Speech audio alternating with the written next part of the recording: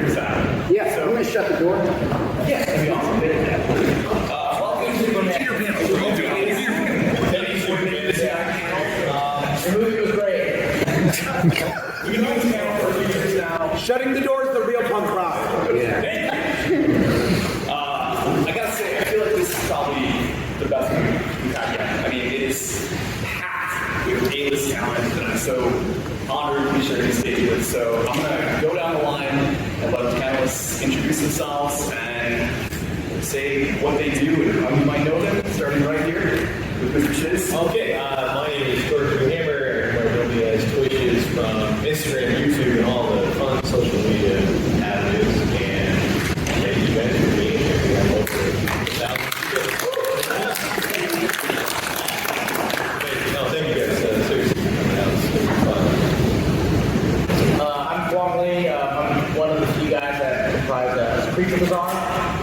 Creature Bazaar.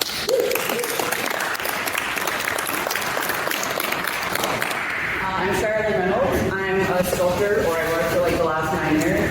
Currently a senior toy designer at a company called Office Toys. So kind of more on the inside, like concept version of the toy industry right now. But I started at Hasbro and kind of worked my way into the toys. And now I'm in a semi-AV company, I guess. It's her work. That's how we met her. She brought me to life for us. I'm Chris Scott from Grindhouse Toys. I have a toy line that just funded on Kickstarter, World War Hell.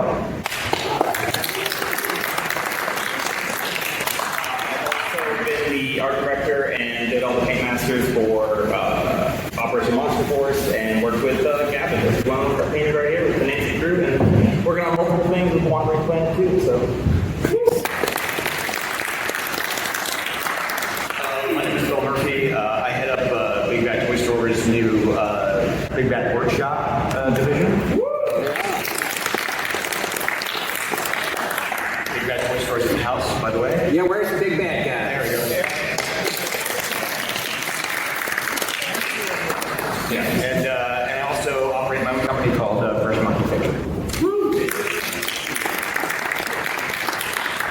My name is Brian Flynn. I am the owner and founder of Super7.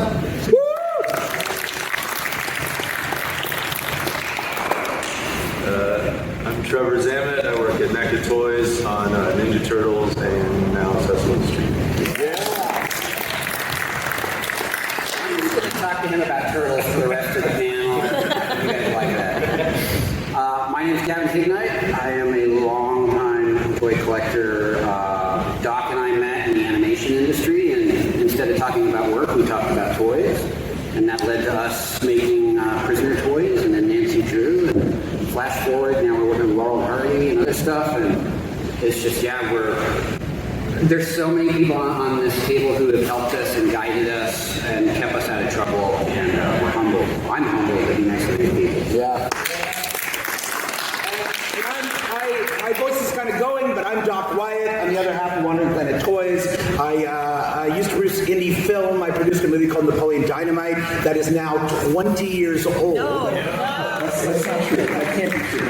No, it is true. But I also, with my writing partner Kevin Burke, created a series called Lego Ninjago Dragons Rising. So we're the head writers and executive producers of that show. But I spend nights and weekends in Gavin's garage working on toys and trying to make this little company work. All right, so we're going to keep this loose, we're going to keep it casual, I'm going to jump around a little bit, but I'm going to start over with Doc and Gavin from Wandering Planet. So you guys kicked off your company going after a landmark, but also kind of obscure IP in Prisoner. Can you talk a little bit about how that creative process is in between you and the licensors, and like what kind of feedback have you gotten from like various states? I don't know if any of you are familiar with The Prisoner. It's like a seminal sort of just like mind-effery sort of show, but it's brilliant, ahead of its time, starred Patrick McGowan. It's like this magnum opus. It's like a espionage, resigned spy goes to a weird fake village and they try and get stuff out of his head, but I digress. If you haven't seen it, definitely watch it, but yes. Yeah, well, I was a big fan of The Prisoner growing up. I grew up in Atlanta, Georgia at our local PBS station.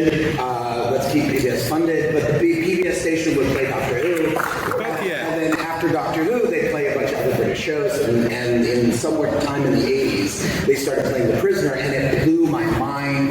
It was psychedelic, it was weird, it was surreal, and it was nothing like anything I'd seen on TV. And so I had always just been a massive fan. And one day Gavin's like, hey, what if we did The Prisoner? There you go. What if we did The Prisoner? And I lost my mind. He had been working with ITV. So in terms of licensors, he had been sort of reaching out, and on another property, and ITV was like, we have The Prisoner. And he was like, we would like The Prisoner. And that's sort of how it came to be. In terms of working with, I'll pass it to you. Sure. Yeah, so we had originally, I was very inspired by Bill and his Eagle Force line, and Moderators were making, weapons at first, and then figures that could be compatible with G.I. Joe.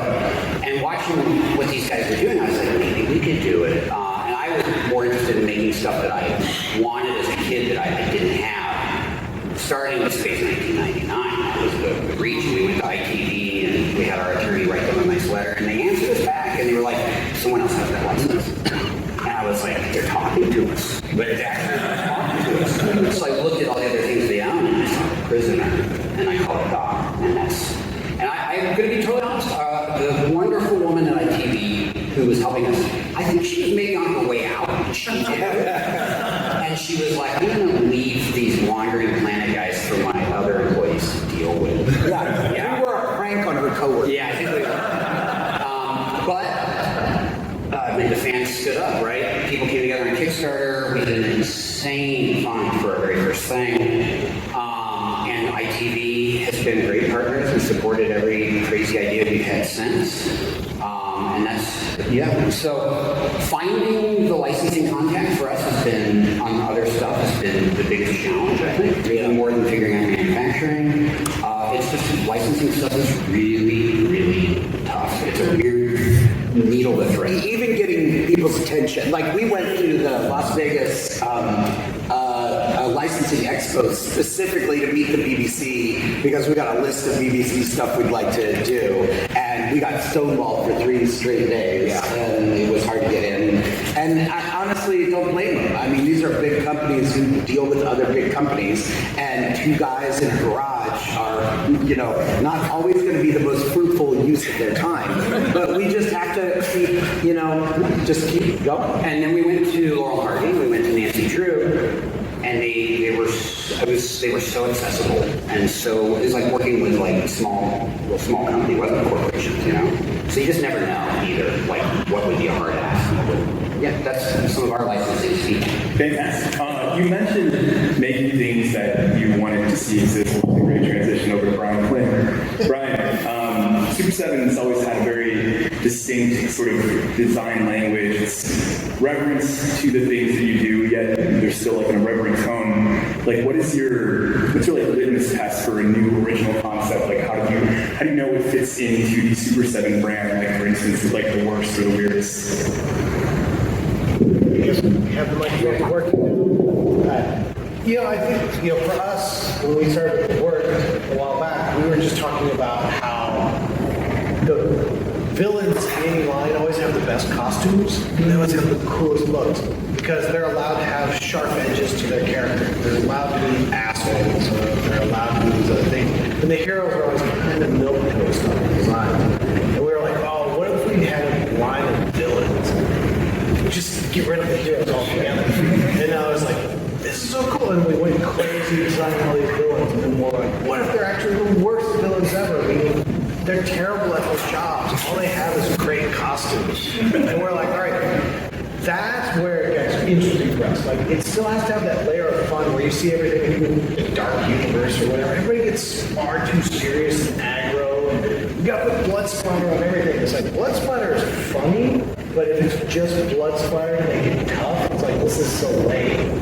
So it's always finding that line where it's like, we can be fun and these guys can be scary or intimidating or whatever, but if it's not fun at the same time, then why do you want to hang out with these guys?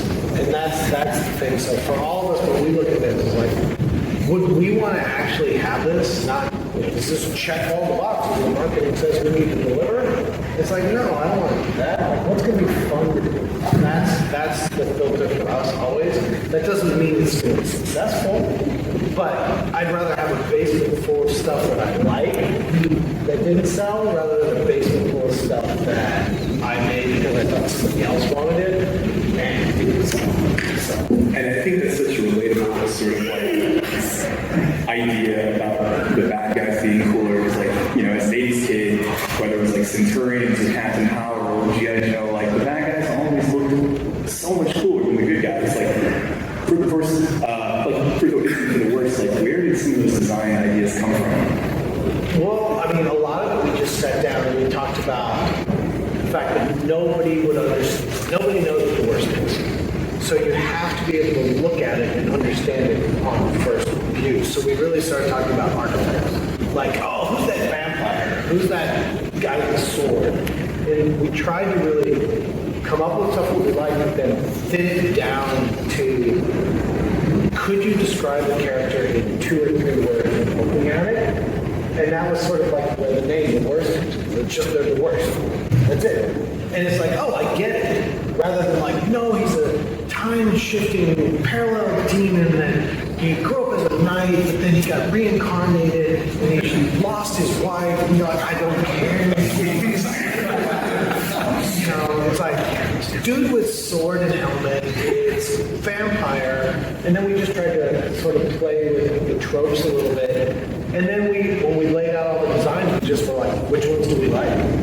And if you make the stuff that you like, generally speaking, there's another person out there that also grew up on the same things that you do, or did, and they have the same points of reference or cultural references, and they will like it as well. But if you make it for them, you're just guessing. So make it for yourself, make what you want, make it awesome, and hopefully it brings it home. 100%, just that authenticity leads the way. And that's a great transition over to Sarah, to stay on the idea of like original ideas. So your personal project is El Duende? El Duende? Is that? Oh, yeah. Yes. So that kind of demonstrates like an interest in mythology and folklore and kind of uncanny creatures as well. Like what draws you particularly to those kinds of creatures and how does that feed into your freelance commercial work? Oh God, well I think I've always kind of been in the darker stuff and horror, like ever since I remember. Like I had a babysitter one time and she wouldn't let me watch a Nightmare Before Christmas, and I like freaked out. I was like, I'm just totally always been into horror.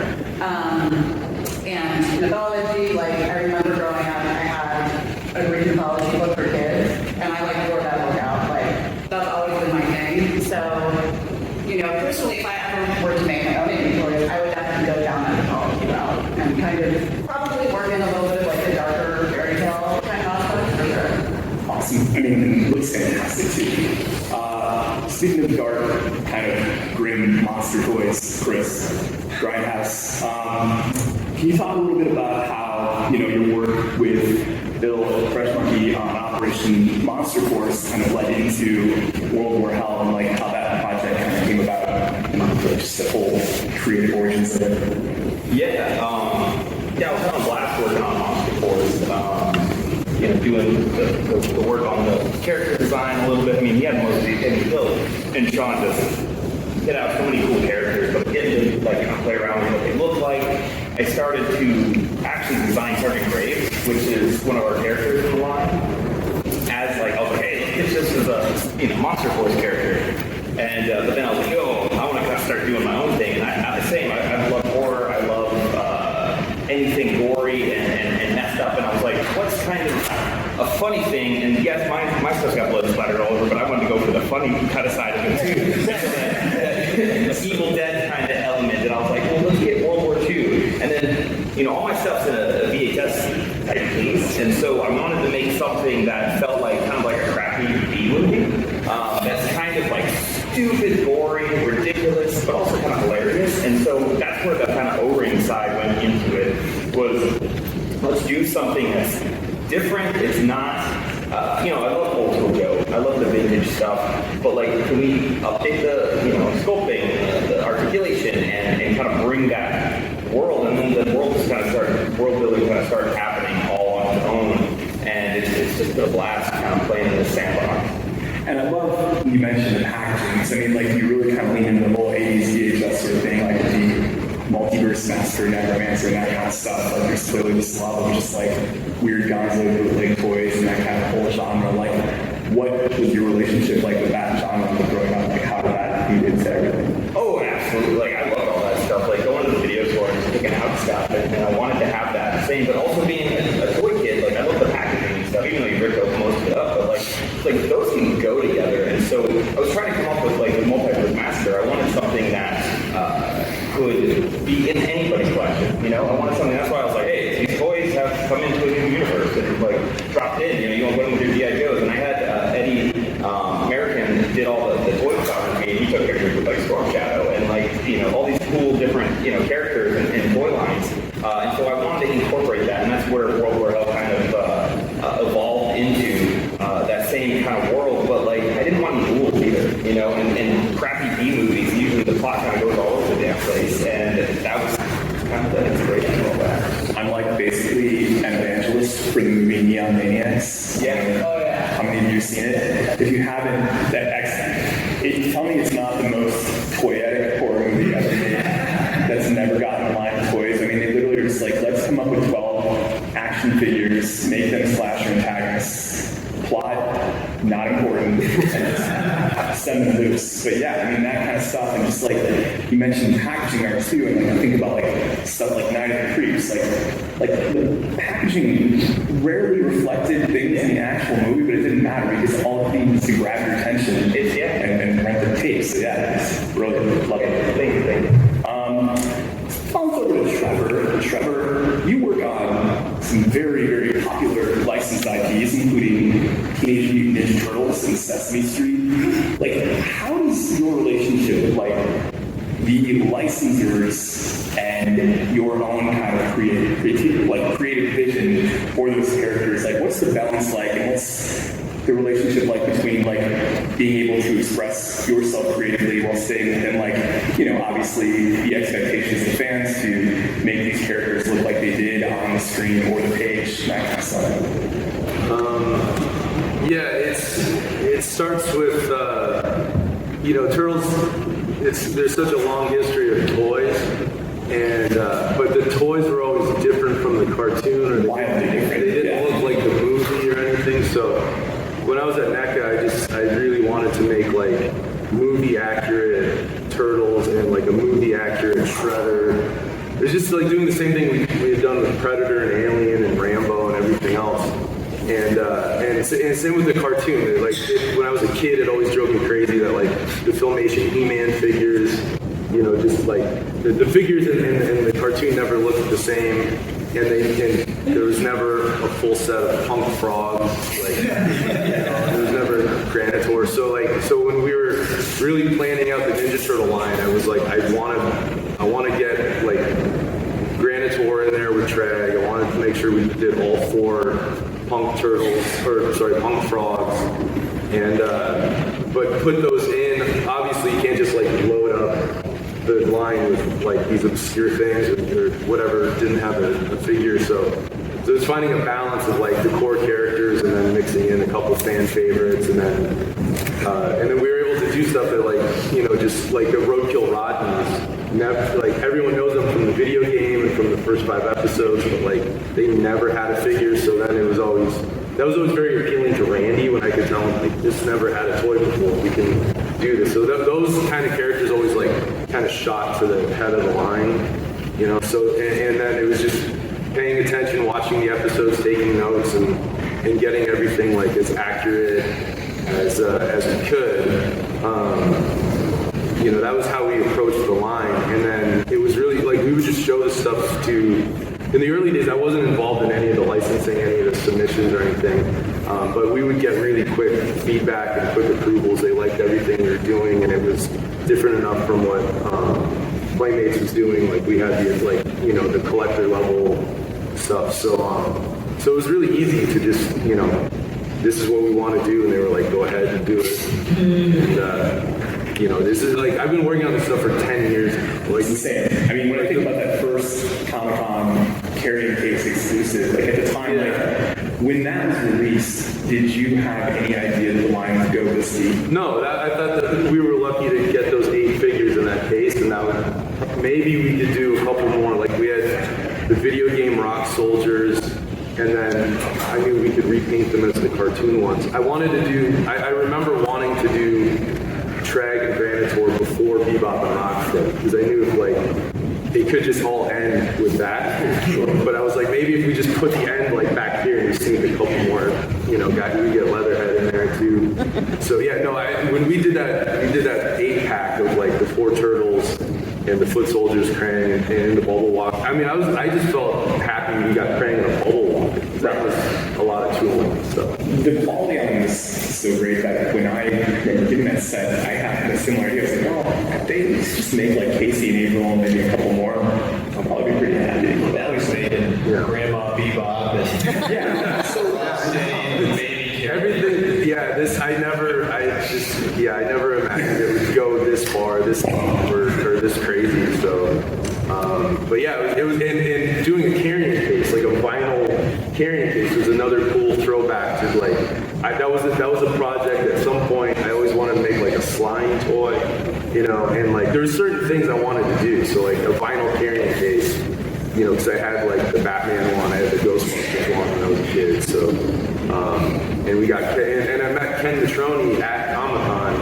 and Ken was like the year before, and Ken was just so into the stuff that we were doing, and he just volunteered. He's like, I'd love to do something. So Ken did the artwork on that carrying case, and now he did the box art again for us this year with the surfing turtles. So it's all kind of come full circle, I guess. what's the deepest cut you had to really sell in India? And be like, look, I promise people will buy this thing. Well, there was some question when we did the business suit Casey Jones. They were kind of like, what is this? What? I said, trust me. I was like, people, it's cool, it's weird, it's kind of dumb, but people are gonna like it.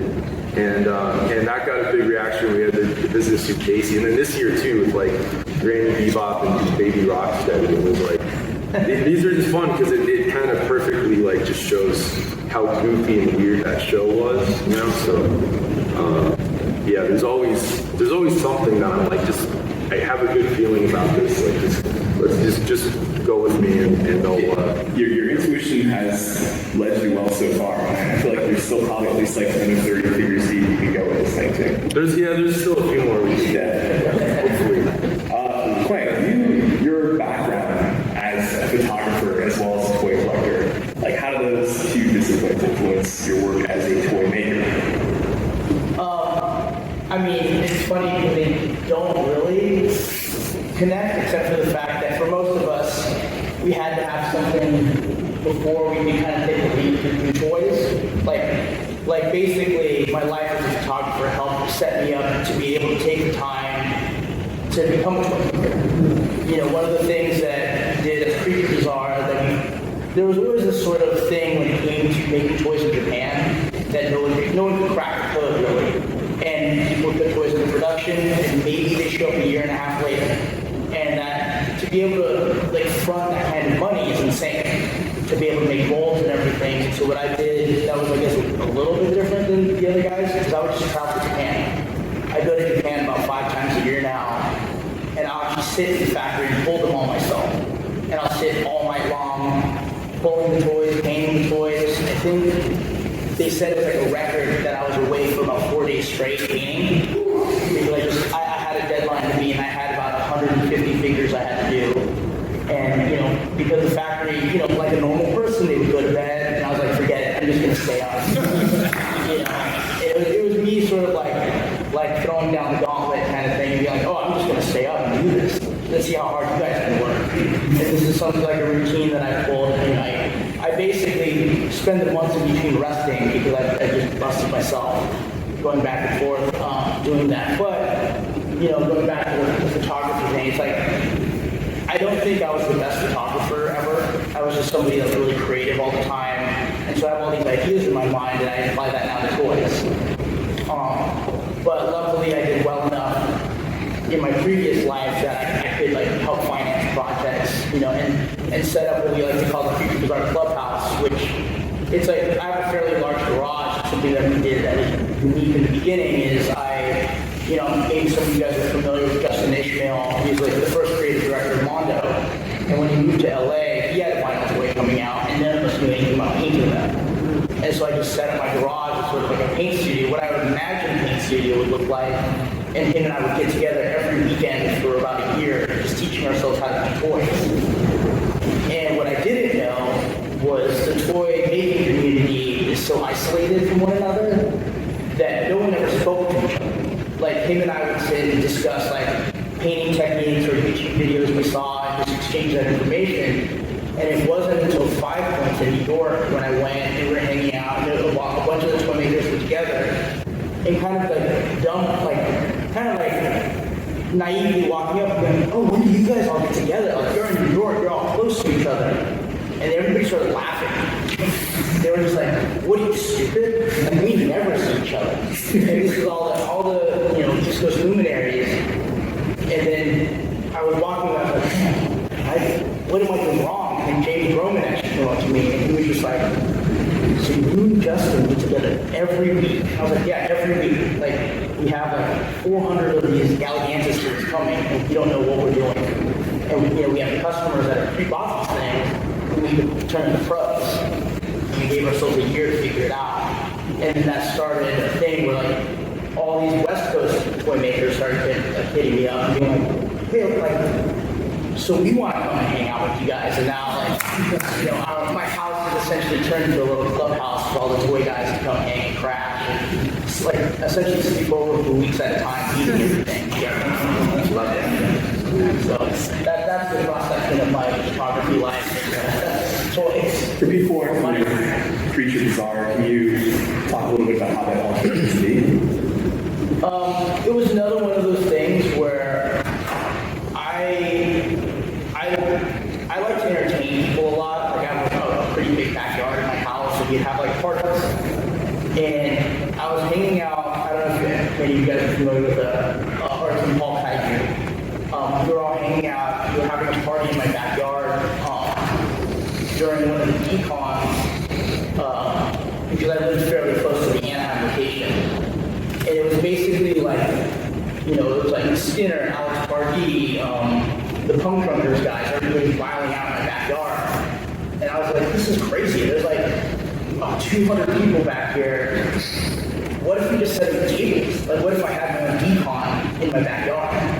And then so we started, that was kind of the idea. And then my business partner, Brian Bradford, who runs Blitzkrieg Toys, he was like, let's just do it.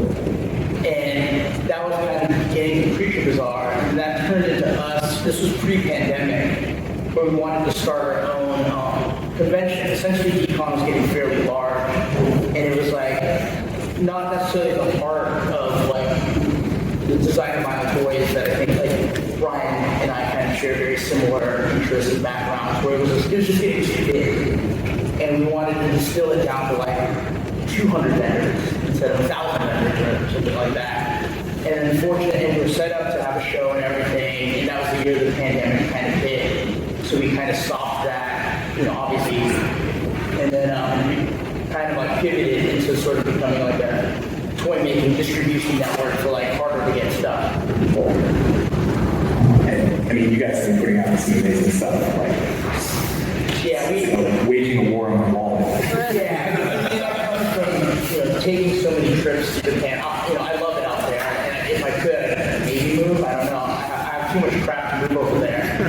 But it's part of the fun and making those connections and sort of, as probably most of you guys know, it's really difficult to get some of those kind of exclusive figures. And I've sort of made those connections being like a nice collector over the years, and all the Japanese guys, when I made the pivot from toy collector to toy maker, they're just like, yeah, sure, we trust you. We've known you for like 20 plus years. So it's pretty fun.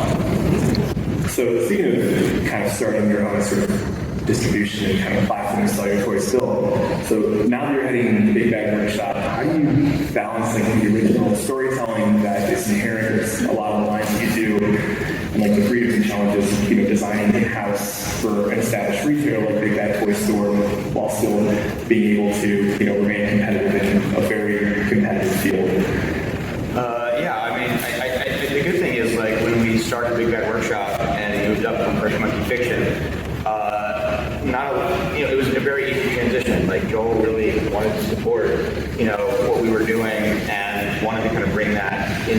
Workshop, and also support like other, creators as well. So, it's really just about like, hey, how can we tell kind of our own stories with some of the things that we're doing?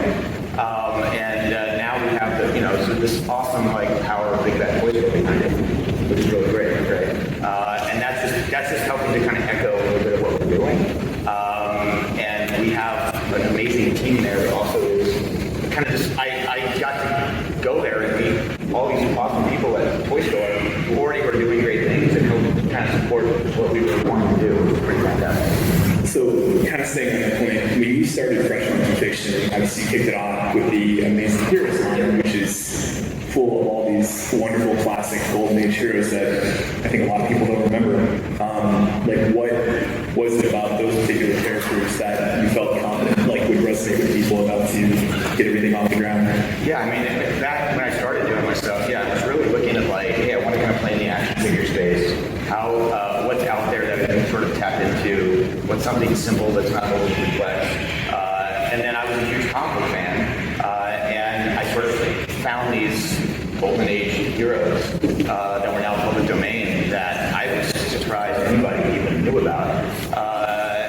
And so, hey, and Kickstarter was at the time coming up, where I figured hey, I can take that, try to use crowdfunding, and then kind of roll it into that. And then luckily, a few folks like Captain Action or Mike Alred, who created Madman, were also kind of willing to kind of take that lead with me. And then, it sort of kind of transformed from there. But a lot of that stuff was really looking at what as much as I love Superman and Batman and Spider-Man and all that, what were these other kind of heroes that were sort of out there? Right, not only just, give something fresh to people instead of the same characters, but also introduce people to those characters as well. Was the intent always to transition to your own ideas, original ID? Yeah, I think so. I mean, I think I knew that starting out, I sort of had to find something that some person sort of knew about already. But yeah, the idea was, hey, how can I start to tell my own story through action figures? And that's been a lot of what sort of we've been doing along the way too, is all storytelling. A lot of these things like Monster Force, we just introduced Raven Society. So Sean Ward here also is and that became sort of this vehicle for storytelling, as opposed to say maybe starting an indie comic or maybe doing a TV show. I was like, hey, there's an opportunity here to take these little plastic people and tell really great stories around them that maybe people haven't seen before. So that kind of transformed from making those Kickstarter things into something. Awesome. And kind of staying on that topic of introducing people to these characters, Jordan, you approach the toy world different than everyone else in the panel, and you analyze, review, report on these new releases. What is it like to kind of be almost the ambassador between a lot of the indie talent out there and the fans, and how is your relationship being obviously an objective, reviewer and journalist in the toy world, and still your love and affinity for the things that all these artists are making? How does that all kind of reconcile? It's a lot. Sorry.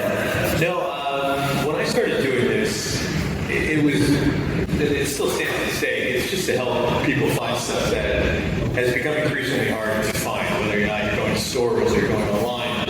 And it became kind of like a network where you share one piece of information and it kind of goes throughout, and you can help each other out. It's kind of like, I attribute it a buddy system, but make sure you have a buddy that doesn't collect what you collect, because if you go shopping together, one of you is walking away and the other one's not with a toy.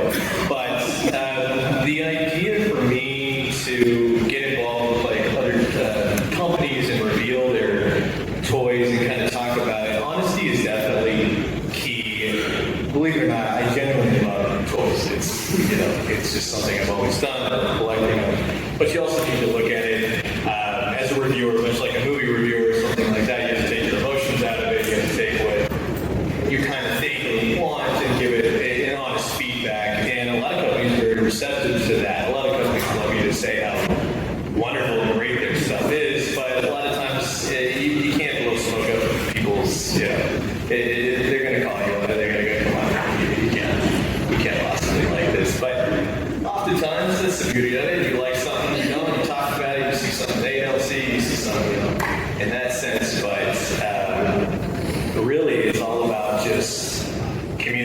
communication, getting honest feedback, and then sometimes you see that reflected in what they make later on. Not necessarily like something that you had to do with it, but maybe just in the overall community seeing something going, oh, maybe they should change that, or maybe they should do that. So it's kind of fun. It's kind of fun to see the evolution of toys, especially in the last 10 years that I've been basically doing this, to go from Kenner's simplicity and all those old toys that I love collecting, Playmates, Ninja Turtles, and Transformers, and now to see what we have is mind-blowing to me. The articulation, what Trevor does with the turtles, I mean, that's something that I always looked at. Is how come the things that I like they don't look like the cartoons and vice versa, or Mondo, the real Ghostbusters finally. It's a toy line that I've always wanted to see to come to fruition. It's expensive as hell, but yeah, it's still something that I've always wanted.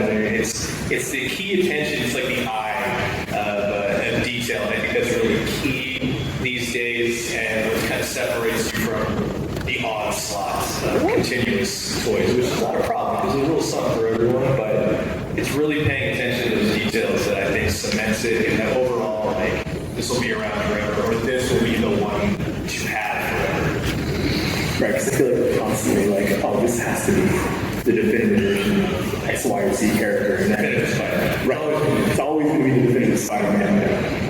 But I mean, like, there's so much talent, so much sophistication in a lot of toys, and one thing that I find really interesting is the accessibility for a lot of artists who want to get into toy making. Like now, I feel like more than any other time, like there is that opportunity to do so. Like Sarah, you worked for Star Wars, like G.I. Joe, like Marvel, and your digital work on ZBrush or Maya. Like, how do you translate your digital sculpture? I mean, how does that process work between making something digital and creating 3D like that? Oh, okay. So for Hasbro and for like a lot of the big like licensing companies, and even something like Super7 or Wondering Planet, it's kind of like they give me the concept if I'm just working in the sculpting capacity, and you kind of have to translate that as best you can. And then I also kind of have to be an engineer. So I'm working on being like an engineer and an artist at the same time, which is sometimes pretty difficult, honestly. But it's really just kind of trying to find the best marriage between aesthetics and making sure everything in the articulation works really well. Sometimes it's like a long process, but toys like go really fast, so you have to be pretty agile with that kind of thing. And then in my current job, I'm more like designing stuff, and it's less about articulation for me now, and more like art direction and kind of trying to figure out the best way that's going to please fans and that kind of thing, making everything just purely aesthetic. And like you mentioned, pleasing fans and kind of just like that open communication that you have with your fan base, like more important now today than I feel like any other time in the toy world as well. Chris, I'm sure you can speak to that too, just kind of having that relationship with fans and having that kind of like figuring out the pulse of what people are interested in. Yeah, so that's what I'm currently kind of doing. So the line I'm working on right now, I can't really talk about it, but it's for a publishing thing. And so there's really nothing aside from like fan art and like book covers out there that kind of shows you the world of that. So it's been interesting to kind of like try to look at some fan art for like reference and to see kind of what fans really want, and then try to translate that into a toy that hopefully everybody feels like we'll see when it releases. But it's been a really interesting challenge. I'm sure a lot of you can relate. Brian, you've done soft vinyl kaijus, now you're doing O-ring Joes. Like, is there something that you haven't tapped into yet that you want to, that you feel would resonate with fans of Super7? Something that I have to that would resonate is I get a laundry list from everybody on Instagram. I see those laundry lists as well. So there's about 900 million. How many of those are economically viable? Exactly, right. No, there's a lot of things that we're really looking at right now. I mean, over the last 10 years especially, there are more toys, more licenses, more scales, and better quality, many more price points that have ever been made in the entire history of toys rolled together. And we go back and we're like, oh, what did Kenner make? It's like, well, there's 142 Star Wars. That's it. That's all you get. It's like, oh no, we're on, vintage series 900 or whatever at this point. Like, so what hasn't been made has been more like now for all of us to spend this much time in all of these toys. Where can we go next? That's really what I'm looking at these days. It's like, what's the next thing to sort of, I don't know, it's not turning the gaze at all, but it's like, all right, at a certain point, you have enough reaction figures, you have enough 7-inch figures, you have enough this. What's the thing I don't have? What's the thing that's going to pull me in and make me excited again, rather than checking off? And that's much more of an emotional response that's very hard to quantify. And that's really what I'm focused on is, it sounds, not to try to turn my back on it, I'm going to make O-rings until people stop buying. Sure. You make reaction figures, even though people are like, hey, don't make it O-ring, you don't have to make reaction anymore. I'm like, hell no, I'll make a reaction for that. But I think there's sort of the next. And I think that's going to be the really weird, messy integration of like all of these different form factors. And it's like pieces and parts of things you learn from here, to create something that is going to be a thing that gets you excited like you're 5 years old. And yeah, that's a beautiful sense, because I think no matter how old you are, you want to have that sort of childlike joy towards any figure that you're collecting. I mean, kind of to that point, Trevor, the Sesame Street figures that NECA is doing right now, like, what kind of like stewardship and kind of responsibility for generations of childhood do you have making that toy line?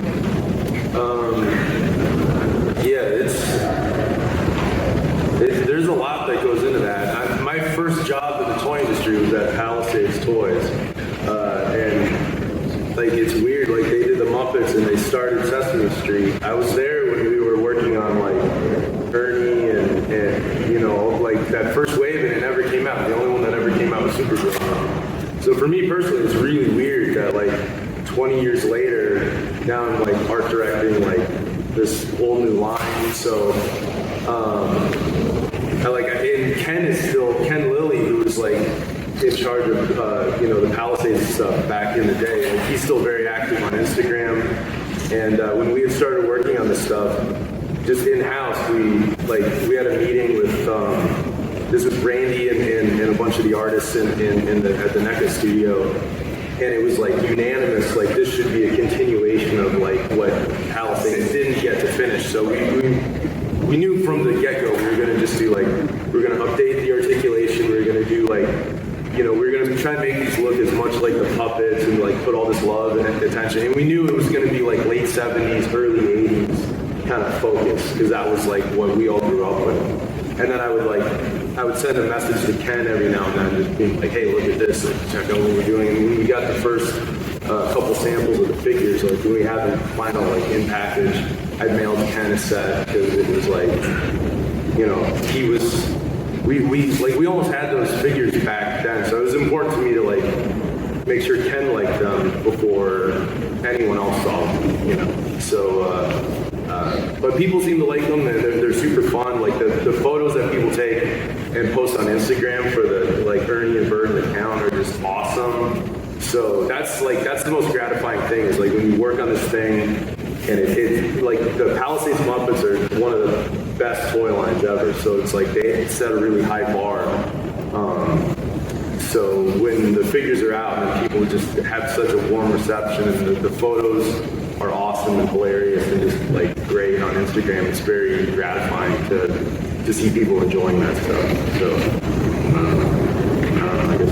I guess that's perfect. I could talk to you guys all afternoon, but we don't have time. We do have time for a few questions. So if anyone has a question they'd like Quang and Mike for any of our panelists, Hi guys. I'm an aspiring subversive indie toy artist. All right.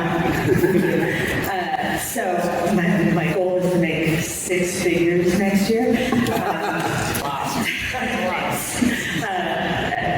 Anyways, puns aside, I'm hoping to create a figure or two by the end of November for a vendor show I have coming up, where they told me I can't sell any of my vintage and collectibles. It has to be all stuff I made. What material? I live near a smooth on, so that's helpful. What what do you suggest I do for like a silicon mold that I'm making? Wow, I mean, Yeah, the November timeline, I think. I think all is with November. Yeah. Yeah. Unfortunately, it have to be resin. Yeah, you just resin. Yeah, I mean, and when you get into resin, there's all sorts of different techniques that you can go in. Because there's stuff that feels a little bit more like vinyl, or like a rubbery kind of material. And then there's obviously like the solid pieces. I don't know if you're familiar with like Doug and DKD and what he does in the scene. He's definitely somebody you should look into in that role. I don't know exactly what you're making, but we're November deadline. And if you have 6 different figures. Oh no, I'm only going to do 2 by 6 figures for the next year. You know, I don't know if I'm the best in terms of attitude, but I'm like the dark one where I'm like, ooh, like that's cutting it pretty close. Because most of the time when you're going into like a vinyl production, right now if you can swing 8 months, you're lucky. Yeah. You know? I used to work for Funko. We did stuff on ridiculous schedules. So. Right. And so, and that's real money going into it. You know, when you're dealing with like overseas factories, it's like, when you're in Japan, money doesn't even matter. It's all time. I think it also sort of depends on, are you planning to hand cast these yourself? Yeah. Okay, so I think the hardest part is, have you spent a lot of time casting resin yet? So I've done a few like prototyping for some resin stuff with silicone mold, and you know I'm just struggling to like get the bubbles out and like make sure there's like no bubbles. Using a pressure pot? I have a pot that pulls it out of before you pour it, but I don't have the big pressure pot yet. And where are you at? Seattle. Oh, you're in Seattle. Let's say if you're in LA or San Diego, I could be like, oh, here's a bunch of different people. I think the best place to do now is probably to find out if there's anybody in your area that's already doing that. And there's a network. Dog is a great connection. So with TKE, I think he's in. I took over. Oh, so he's not here? Yeah. And he just left. Yeah, he was here. I think I know in Portland there's quite a few people that cast resin. So I think what's best probably now is like meet some people that are actually doing it in a bit. Yeah, I feel so isolated. You know, I'm such a shy nerd. I don't know as much about Seattle, but if you're talking about Portland, I'd probably reach out to Juan Spoons at Grass Hut. And there's a whole indie community around Juana in Portland. And he has, I think he still has a store. Doesn't he still have a store? Yeah, it's in a shopping mall. Yeah, it's in an old shopping mall. It's a fun shop. It's crazy. But his name is Juan Spoons. And he's been making indie toys now for 25 years. I think he was here with us in San Diego in like 2002, 2003. So he makes vinyls, he does stuff with resin, and he'll know a lot of people local to the Pacific Northwest that, you know, like Skinner used to cast everything. I think Marriott up in Seattle. I don't think Marriott's casting anything. There's Jesse Hibbert. Hibbert, and his Instagram is Jesse Layout. He's in Seattle. He does a lot of really elaborate resin castings. He's actually moved into ceramics. He makes more art ceramic stuff. But Jesse is in Seattle. I know Lynn is in Seattle. If you start with one in Portland, I can give you his name afterwards. Yeah, that's awesome. Since it's all about like, you know. I know, like, I have ADHD, so I'm like, stick that name in. Yeah, I'll give you those names, but all of those 3 guys are in Seattle or Portland, and then they'll know the ring outside of them, and then it's like the central ring of people with interests, and they're always more than happy to help somebody that's putting in the effort, rather than somebody that's like, can you just tell me how this is done? Yeah. I watch like a lot of craftsman videos, and I'm still lost, and he does a good job. I'm just I'm fumbling. Yeah, I'm happy to give you those contacts. Sweet. Yeah. Thank you. If anyone else has any other questions, you might be able to find us outside. I think we are out of time. I wanted to jump in, I'm sorry, real quick. I want to shout out a couple of members of our audience. Please. Anybody buying the Santa Claus stuff not here tonight? All right, I mean, they're amazing. Arlen, up front here. That's not your nice. next to him is probably our secret weapon. Adrian has he's a sculptor, digital painter. His name has been in everything under the sun. And just what's crazy about technology is we just met in person for the first time today. Yeah, we have we're like pen pal relationship, but just I build those. I jump on your Santa Claus figures so fast. So now you're nice. Just wanted to shout out. Of course, and thank you, and keep up the amazing work. I want to give a huge shout out to our panel. Doc Wyatt, Gavin, Hignight from Wandering Planet, Trevor Zammit of NECA, Brian Flynn of Super7, Bill Murphy, Fresh Monkey Fiction, Big Bad Workshop, Chris Scott of Grindhouse Toys, Lynn, Reynolds, Quang Lee, Jordan Hammer, Choices. Thank you so much for being part of this.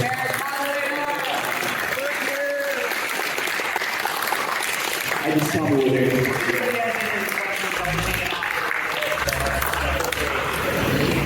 Thank you guys so much.